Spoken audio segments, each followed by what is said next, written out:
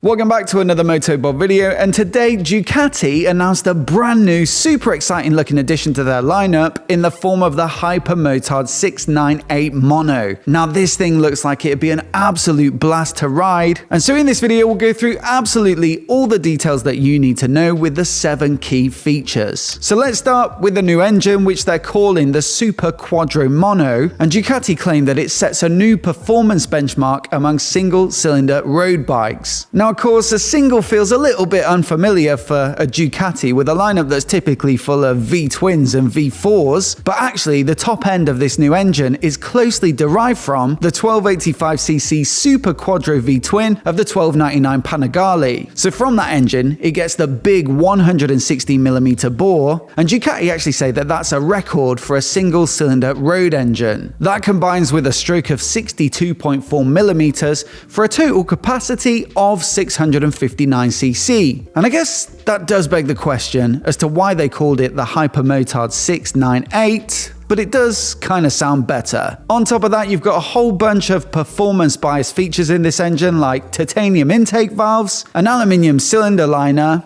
a diamond-like coating on the piston pin, and also, of course, Ducati's signature desmodromic valve timing, and the result is a single that's actually able to rev up pretty high, so the limiter doesn't arrive till 10,250 RPM. That means it makes some decent peak power. It comes in at 77.5 horses at 9,750 RPM, and I think that makes it the most powerful single-cylinder bike currently on the market, and also a few horsepower up on its closest rival, which has to be the 690 SMC from KTM. On top of that though, you could add their Terminioni racing exhaust, and that'll give you another 7 horsepower peak, so up to 84.5. Peak torque comes in at just under 63 Newton meters at 8,000 RPM, and Ducati say that it produces a very usable spread through the mid-range. Certainly sounds pretty awesome to me, and having ridden the gas version of the KTM 690 recently, I'm absolutely looking forward to finding out what Ducati's interpretation of this formula is like. Now, lightness is the name of the game on the chassis front, with Ducati claiming a slender 151 kilogram weight in running order without fuel. Not quite as slim as the KTM, but still, in comparison to a typical road bike equivalent, it is a huge difference. And they say they've achieved this by using a whole bunch of lightweight components, such as the trellis frame with differentiated sections and thicknesses that comes in at just 7.2 kilograms, and cast wheels that also save half a kilogram versus similar spoke wheels. Then you've got aluminium flanges on the brake disc that give you 17% less weight compared to the steel equivalent, and the 45mm upside down fork comes from Marzocchi, fully adjustable with external adjusters, and yet it weighs in at just 8.1 kilograms. At the rear, you've got a progressive linkage on the monoshock, external adjusters on this one too, and the shock is made by Sachs. And as for travel, there's 215mm at the front and 240 at the rear. Now, tires are from Pirelli with their excellent Diablo Rosso 4s, which in my experience make for a great sporty road tire that should perfectly suit this style of bike, and naturally, being a supermoto style bike, it's got a 17-incher at the front and rear. Up front, you've got a single 330mm disc, and it's clamped on by a Brembo M4.32 4-piston radially mounted caliper, and there's a single disc at the rear as well, and that's 240mm. So all round, it looks pretty impressive. Perhaps there will be at some point a more sporty SP version, as with the 950 Hypermotard, and that typically gets some extra premium Öhlins suspension and maybe some slightly better brakes. But in the meantime, this looks like more than enough for most riders, and of course, omitting some of that more bling hardware helps them to hit a more reasonable price point. Now, on the ergonomics front, I'm not seeing a specific seat height in the press release yet, so we'll have to wait for the full specs to find out, but let's assume it's going to be on the tall side and probably somewhere near the 870mm of the Hypermotard 950, or maybe even as tall as the KTM 690, which comes in at a whopping 892mm, so not one for the short of leg or faint of heart. They do say though that they've specifically designed the seat and the bike's dimensions to make it usable for both dangling dangling a leg through corners, but also some knee-down action. And it has been made particularly slim and covered with a grippy sort of fabric in order to help the rider move around on the bike and cling on. As for the bar position, well, it's adjustable, so it allows the rider to get it absolutely dialed. And the footrests are relatively high to maximize lean angle, and also come with a rubber insert that you can remove for maximum grip on racing boots with a specifically grippy edge machined into them. Now, before we get on to the next one, I just want to say a massive thanks to Insta360 for sponsoring this video. They make, in my opinion, the best cameras for capturing your motorcycle rides, and we primarily use their X3 to shoot all of our riding and reviews. The awesome thing about a 360 camera like this is that you can pretty much stick it anywhere on the bike, and you don't have to worry about framing or getting it level. And then once you're done with the ride, you can either import the footage into their smartphone app or their desktop software, and then zoom and move the footage around and keyframe it to get the exact angles and movement that you want. Not only does it make it super simple to capture and share your rides, but it also gives a little bit more creativity than a traditional action cam, and so I always take mine out with me on every ride just to try and get some interesting new shots. Now, you can export horizontal clips for videos like this one, but also from the same footage take vertical crops, which are ideal for sharing on social media platforms like Instagram, Facebook, and TikTok.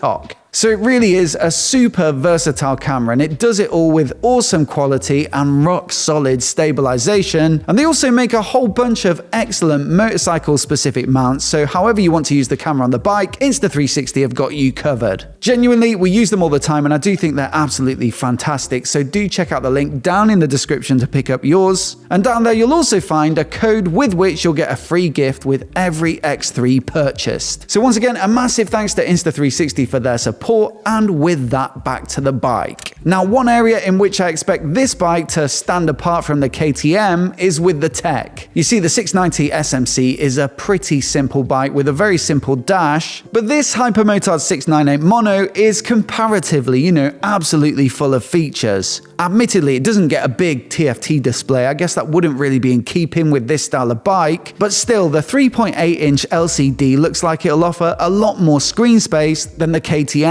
And through this, you can manage 4 riding modes of sports, road, urban, and wet. And each of these has an assigned level of engine power, cornering traction control, engine braking control, and cornering ABS, and each is modifiable by the rider. On top of that, you've also got wheelie control, launch control, and an up and down quick shifter available. And while generally you'd say that the more experienced supermoto rider would probably prefer to have as little electronic intervention as possible for maximum control over the bike, Ducati do point out in the press release that the option to use some of these gives a bit of a safety net for less experienced riders in this particular discipline. So for example, on the ABS, there are 4 levels that you can choose from, and 2 of them include their slide-by brake function. This allows for a certain level of yaw, and so that means the rider can drift into turns without it getting completely out of control. But it is worth adding that if you are more experienced, you can choose one of the ABS modes that completely disables the rear, and so that allows for maximum slides and total control. Wheelie control is also adjustable through 4 levels, and on top of that, you can also get an additional software package, and this includes a feature they call Wheelie Assist. Now, in Ducati's words, they say that this assists the rider in performing and maintaining a prolonged wheelie by the means of adjusting engine torque delivered. So it sounds like it'll give you the right amount of power to keep the front wheel in the air, and that sounds kind of crazy. I'd love to try that out. From a looks perspective, this thing has a lot of the hallmarks of a Ducati Hypermotard. You've got the beak at the front, the long flat seat and the pointy tail section, and even the twin underseat exhaust, despite the fact that it's a single cylinder. And while it doesn't quite get the full design flair of the single-sided swing arm on the 950, I actually think it might look a little bit better in some ways because it's just a bit more slim and aggressive and slender, and I think that might better suit this genre of bike. Now, you've got 2 paint jobs on offer here, so there's the standard version in Ducati Red, but also this very graphical and punchy RVE version, which is something they also offered on the 950 950 as well. I really like this one, and I think the louder finish is more appropriate for this style of bike. And there are also some nice little touches like the red on the subframe and the red band on the wheels, which just give it a nice premium look. Naturally, you've got a bunch of accessories on offer, so some of them help to turn it into a bit more of a track-ready machine, like that Terminioni racing exhaust, the racing saddle, the Motard footrest, and some sliders and protective covers for the engine. Then you've got the option to lighten it up a bit. There's some carbon components like the front cover and the exhaust shield, but also a titanium and carbon silencer that's approved for road use. And then in terms of finishing touches, there's some billet aluminium components like the brake and clutch levers, the reservoir caps and the fuel filler cap, and then also some scrolling dynamic indicators. Now onto the price, and the standard Hypermotard 698 mono comes in at £10,995, with that bling-looking RVE version coming in at £11,895, and on that you get a few extras like the quick shifter fitted as standard. For comparison, that base model is almost a couple of grand less than the base 950 Hypermotard, so it does offer a slightly more affordable option within the Ducati range, but on the flip side, it's almost a couple of grand more than the KTM equivalent. Which one is better out on the road does remain to be seen, but on first appearances it looks like the Ducati is going to be the slightly more premium build with plenty more techie features, and also you've got a touch more power, so perhaps the price difference is justifiable. And also, I guess to some people, having that Ducati badge on the tank is worth a bit too. As always, I'd love to know what you think of it, so do let me know down in the comments below. And which bike would you take, this or the KTM? If you haven't seen it already, I'll put my review of the Gas